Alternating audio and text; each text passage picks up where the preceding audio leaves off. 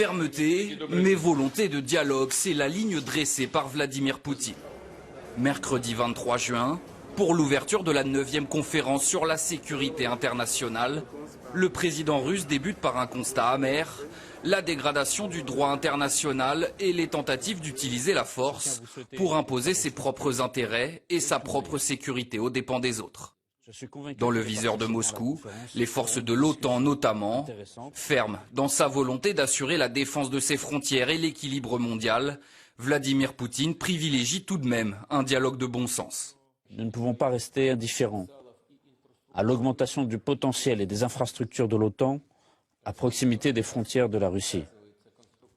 Surtout que l'OTAN refuse nos propositions de désescalade et de réduction des risques d'incidents imprévus. Nous espérons que le bon sens et le souhait de mener avec nous des relations constructives domineront finalement. Le lendemain, au programme du deuxième et dernier jour du forum, menaces et défis actuels de la sécurité et coopération militaire et technique sur les 5 continents.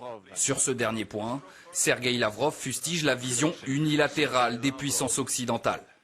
Malheureusement, ces dernières années ont montré que certaines capitales occidentales dirigées par Washington, ils ont décidé de suivre le cap visant à détruire le rôle leader de l'ONU en le remplaçant par leur propre ordre basé sur leurs propres règles.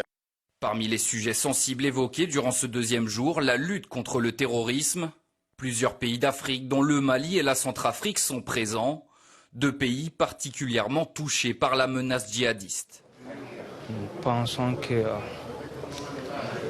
c'est ensemble. Le terrorisme, c'est un problème d'ordre mondial. Et je pense que c'est ensemble que nous allons relever ces défis. On a eu à parler d'une stratégie mondiale qui se met en place pour la sécurité.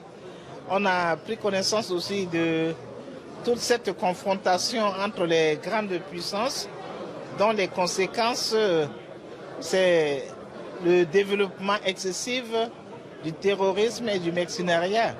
Pour clore cette 9e conférence de Moscou, Sergueï Lavrov insiste enfin sur le besoin d'une coopération avec les États d'Asie, d'Afrique et d'Amérique latine.